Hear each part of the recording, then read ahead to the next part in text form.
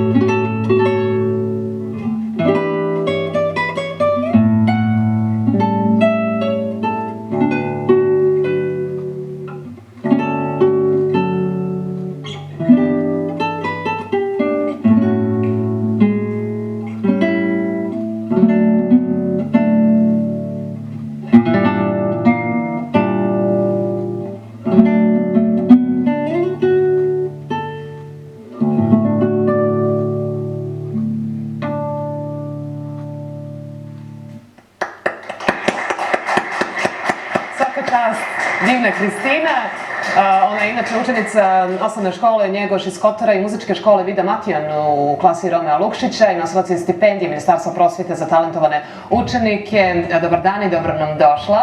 Dobar dan. Gitaru si ostavila tamo, je li tako? Tako je. Dobro, zato što ćeš nam posle još jednom odsvirati jednu divnu kompoziciju. Inače si nastupila ove godine na Kotor Artu, je li tako, Dom Branko Vidani muzike. Imaš 13 godina, je li tako? Da. I impresivnu biografiju. Hvala. Reci mi, kada si počela da sviraš gitaru i zašto si baš odlučila da sviraš taj instrument? Gitaru sam počela da sviram sa svojih 7 godina. Prva 3 razreda mi je predavao profesor Dražen Joković, a sada sam trenutno u klasi profesora Romea Lukšića. Taj instrument me privukao zato što je nekako malen, klasičan i mogu svuda ga ponesem i popularan je jako u društvu. Naprimjer, klavir ne možete da ponesete i jednostavno nekako me privukao. Ali bi voljela da sviraš i klavir, ili tako? Naravno, zato što planiram da nastavim srednju muzičku školu i akademiju i klavir nam je obavezan predmet u srednjoj, tako da i klavir bi. Gitara ti sjajno ide i lijepo ti stoji, nastupala si na brojnim događajima, na brojnim takmičenjima, na brojnim manifestacijama. Hajde da vidimo koje si nagrade osvojila sve do sada i na kojim to takmičenjima? Treća nagrada sa svjetskog takmičenja, ko niko još nije doneo u Crnoj Gori niže muzičke škole, Gitarar festival Beograd. Prva nagrada na internacionalnom takmičenju Sarajevo, prva nagrada u prvoj kategoriji Sarajevo International Guitar Competition, prva nagrada na Guitar Fest u Bijelom Polju. Osvojila sam tu prvu nagradu 2018. i 2019. godine. Bila sam pobjedica svih kategorija i imala sam najviše poena od svih. Prva nagrada na internacionalnom takmičenju u Tiftu, Montenegro International Guitar Competition. 2018. godine sam osvojila drugu nagradu, a prošle 2019. godine prvu nagradu. Imam drugo mjesto sa državnog takmičenja koje se održalo u Herceg Novi. 2018. sam osvojila drugo mjesto. Jesi li zbrojila sve te nagrade? Koliko ih ima? Ukupno 8 za sada. 8. Super, svaka ti čast. Sad, kao što sam rekla, imala si brojne nastupe. Jel pamtiš neki nastup ovdje u Crnoj Gori da ti je onako bio najljepši, najdragocijeniji? Da. Ovdje u Kotoru pamtim nastup Kotor Art Talenti u okviru Dom Brakovi danih muzika gdje sam svirala na trgu po našim kotorskim trgovima i pjacama. Osim toga imali smo i Kotor Art Talenti gdje sam svirala sa našim talentima muzičke škole Vida Matija. Nastup u sećanju također mi ostao gdje sam na trgu od oružja bila pratnja plesnoj grupi i jedan od mojih omiljenih nastupa jeste kada mi je predsjednik Kotora uručio ključeve grada gdje sam otvorila Kotorski festival pozorišta za djecu. Svaka ti čast. Svirala sam pred publikom i držala mini govor. Odlično, sjajna si.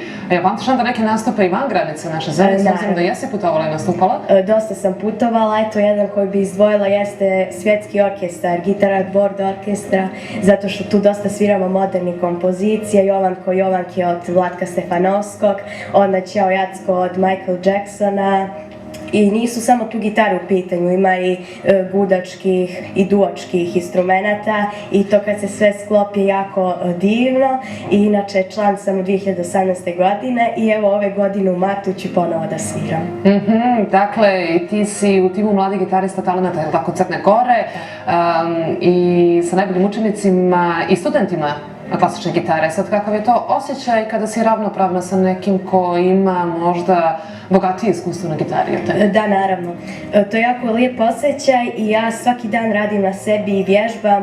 Mnogo treba da se radi i vježba, ali jednostavno je lijep osjećaj. Prošle godine kada sam imala samo 12 godina, tada sam dobila mnogobrojne nagrade. Jeste ta treća nagrada sa svjetskog takmičenja, tako da treba mnogo rada i truda, ali to će se kad-tad u životu isplatiti. Tako da je stvarno prelijep osjećaj. Sve bi se već isplatilo to. Naravno. I tek će. Naravno, dakle, ideš na brojne edukacije, ali tako i po regionu, sarađuješ sa brojnim profesorima, mentorima, usavršavaš se, stižeš i da učiš, jel tako, i da ideš u 2 škole i da imaš prosjek 5-0, svih 6 razreda. Svih 6 razreda, jedne i druge škole. Da. Osnovne i muzičke škole. Tako. Svaka ti čast. Sad, pored toga što se uspješno baviš muzikom, čuli smo sve te nagrade, sve te nastupe, jel tako, sva ta takmičenja, uspješno se baviš negdje i slikarstvom, ali i modelingom, te si osvajala i brojne lente na takmičenjima ljepote, jel tako? Da. 2017. godine u Crnoj Gori sam osvojila 2 lente, Miss Crne Gore i Miss Talenta. Pa sam poslije pošla u Tursku na svjetsko takmičenje gdje sam predstavljala svoju državu Crnu Goru. Tu sam također osvojila 2 lente, Fotomodel of the Universum 2017. godine i Best of the Best 2017. godine. To je također jedno bilo lijepo iskustvo za mene. Upoznala sam raznu djecu i njihove kulture i običaje i tada mnogo mi se isto također to svidjelo. Hoćeš li možda da nam uporediš taj osjećaj kada si na sceni sa gitarom i kad nastupaš i kada si na nekom takmičenju ljepote? Šta je tu onako tebi najinteresantnije? Pa meni iskreno gitara, zato što mi je važno da završim muzičku akademiju, da imam diplomu, naravno i modeling mi je lijep, ali jednostavno smatram da trebam da dobijem diplomu u muzičku akademiju, a ovo ostalo sve posle gitare, slikarstvo, modeling, košarka, pošto treniram sport. I sportom se baviš svakako? Da, to mi je sve hobi. To je hobi, ali i slikarstvo, ali si već izlagala, je li tako? Da, imala si izložbu... Da.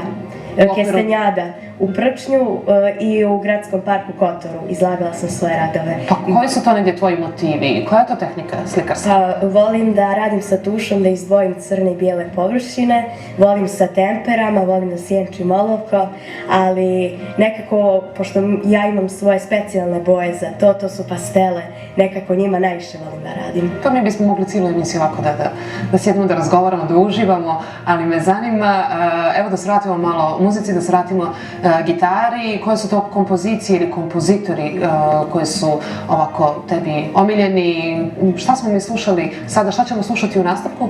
Sada prije ste slušali Nokturno od Slavka Fumića, malo kasnije ćete slušati Etidu broj 3 od Barriosa, pa moj omiljeni sada trenutni kompozitor jeste Rodrigo, upoznala sam tu njegovu špansku muziku, nekako me privukla, osim te španske muzike sviram različiti program kao što su romantizam, klasicizam, barok, etida, komad i to sve pratim po školskom programu i nekako to više da volim da sviram nego ove moderne kompozicije. Ali ponekad i odsviraš nešto moderno. Da, naravno, uvek volim da pjevam, pošto je jako bitno da za srednju školu isto pjevam, tako da ja uzmem na YouTube neku pjesmu, skinem akorde i zajedno s gitarom pjevam.